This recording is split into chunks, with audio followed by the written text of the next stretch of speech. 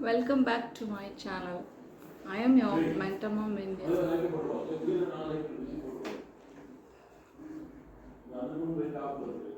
நேற்று என்ன பார்த்தோம் அப்படின்னா டாப் காலேஜஸ் வந்து நம்ம எப்படி செலக்ட் பண்ணி அதில் இன்ஜினியரிங் காலேஜஸ் நம்ம எப்படி போகலாம் அப்படின்றத சூஸ் பண்ணலாம் அப்படின்றத பார்த்தோம். இன்றைக்கி நம்ம பார்க்க போகிறது என்ன அப்படின்னு சொன்னால் டிஎன்இஏ. டிஎன்இஏ அப்படின்னா என்ன அப்படின்னு தானே யோசிக்கிறீங்க. டிஎன்இஏ அப்படின்னா தமிழ்நாடு இன்ஜினியரிங் அட்மிஷன். எனக்கு அந்த தமிழ்நாடு இன்ஜினியரிங் அட்மிஷன் அதை பற்றி நம்ம என்னென்னு பார்க்க போகிறோம். ஆக்சுவலாக வந்து இப்போ நம்ம எப்படி வந்து இன்ஜினியரிங் காலேஜை சூஸ் பண்ணணும் அப்படின்றது வந்து 10 முக்கியமான இம்பார்ட்டன்ட் விஷயங்கள் பார்த்தோம். இதில் வந்து 7 இம்பார்ட்டன்ட் விஷயங்களை வந்து நம்ம இதில் வந்து அனலைஸ் பண்ணி பார்க்க போகிறோம். ஃபர்ஸ்ட் வந்து வாட் இஸ் டிஎன்ஏ அப்படின்னா the centralised counselling process conducted by Anna University for admission into BE and BTech courses in Tamil Nadu government and private engineering college. So இப்போ இதில் வந்து டிஎன்இஏல இதில் எலிஜிபிலிட்டி என்ன, ஃபஸ்ட்டு எலிஜிபிலிட்டி க்ரைட்டீரியா என்ன, அதுக்கப்புறம் கட் ஆஃபில் எவ்வளோ கட் ஆஃப் மார்க்ஸ் இருக்குது, அதுக்கப்புறம் ரேங்கிங் சிஸ்டம் எப்படி கொடுப்பாங்க, அதுக்கப்புறம் கவுன்சிலிங் ப்ராசஸ் எப்படி பண்ணுவாங்க, அதுக்கப்புறம் என்ன ஃபேக்டர்ஸ் அஃபெக்ட் ஆகுது, அதுக்கப்புறமா வந்து பாப்புலர் கோர்சஸஸ் என்னெல்லாம் இருக்குது, டிப்பிக்கலாக எப்படி கட் ஆஃப் மார்க்ஸ் பண்ணி கோர்சஸ் இருக்குது, அதுக்கப்புறம் ஃபைனலாக அட்வான்டேஜஸ் ஆஃப் டிஎன்இஏ. இதோட அட்வான்டேஜஸ் என்ன அப்படின்றத நம்ம பார்க்க போகிறோம். ஃபஸ்ட்டு எலிஜிபிலிட்டி அப்படின்னு எடுத்துட்டோம்னா +2 கம்ப்ளீட் பண்ணோன்னே maths, physics, chemistry. So no entrance exam, admission marks பொறுத்து தான். மினிமம் கட் ஆஃப் கால்குலேஷன் அப்படின்னு எடுத்துட்டோன்னா maths, physics by 2 + chemistry by 2 divided by 2 அப்படின்னு வரும். For example maths 95, physics 90, chemistry 85னா கட் ஆஃப் எப்படி வரும் அப்படின்னா 95 + 45 + 42.5. So out of 200 182.5.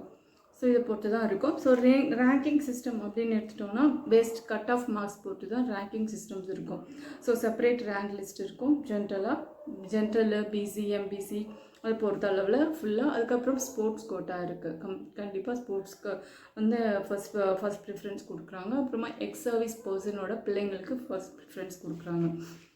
நெக்ஸ்ட்டு அதுக்கப்புறம் எடுத்துட்டோன்னா ஸ்டூடெண்ட்ஸில் வந்து கட் ஆஃபில் வந்து ஹையர் மேக்ஸ் மார்க்ஸும் அப்புறமா வந்து ஃபிசிக்ஸ் மார்க்ஸ்க்கும் பொறுத்தளவுலையும் இப்போ வந்து எப்படி அப்படின்னு சொன்னால் 2 ஸ்டூடெண்ட் ஒரே மாதிரி கட் ஆஃப் மார்க்ஸ் எடுத்துட்டாங்க அப்படின்னா அவங்கள எப்படி கேட்டகரைஸ் பண்ணிவிட்டு ஃபஸ்ட்டு கொடுப்பாங்க அப்படின்னு பார்த்தோன்னா அட்மிஷன் கொடுப்பாங்க அப்படின்னு பார்த்தோன்னா ஹையர் மேக்ஸில் மார்க்ஸும் ஃபிசிக்ஸ்லேயும் நல்ல மார்க்ஸ் ஸ்கோர் பண்ணியிருந்தால் கொஞ்சம் டிஃப்ரென்ஸ் பண்ணிவிட்டு கொடுத்துருவாங்க.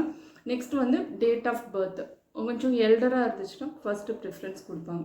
நெக்ஸ்ட் வந்து கவுன்சிலிங் ப்ராசஸ். என்ன மாதிரியான கவுன்சிலிங் ப்ராசஸ்லாம் இருக்குது அப்படின்னா ஆன்லைன் ரெஜிஸ்ட்ரேஷன், சர்டிஃபிகேட் வெரிஃபிகேஷன் பண்ணுவாங்க, ரேங்க் லிஸ்ட் பப்ளிகேஷன்ஸ் கொடுப்பாங்க, சாய்ஸ் ஃபில்லிங், கோர்ஸ் செலெக்ஷன்ஸ் எல்லாம் கொடுத்ததுக்கு அப்புறமா தான் வந்து seat allotment and next fees பேமெண்ட்டும் அப்புறமா கன்ஃபர்மேஷன்ஸ் காலும் வந்து இது பண்ணுவாங்க, கன்ஃபார்ம் பண்ணிடுவாங்க.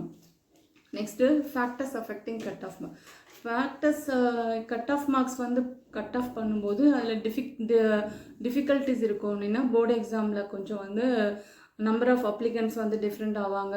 அப்புறமா வந்து கோர்சஸ் வந்து சிஎஸ்சியும் ஐடிலையும் வந்து அதிகமான அளவுக்கு வந்து மார்க்ஸ் ஸ்கோர் பண்ணி ஆகணும். ஸோ அதனால் ரிசர்வேஷன்ஸ் கேட்டகரிஸும் இருக்குது. அதே மாதிரி கோட்டாஸ்லையும் பாப்புலர் கோர்சஸ்னு டிப்பிக்கலாக எடுத்துட்டோன்னா ஹை கட் ஆஃப்ஸ் வந்துடும்.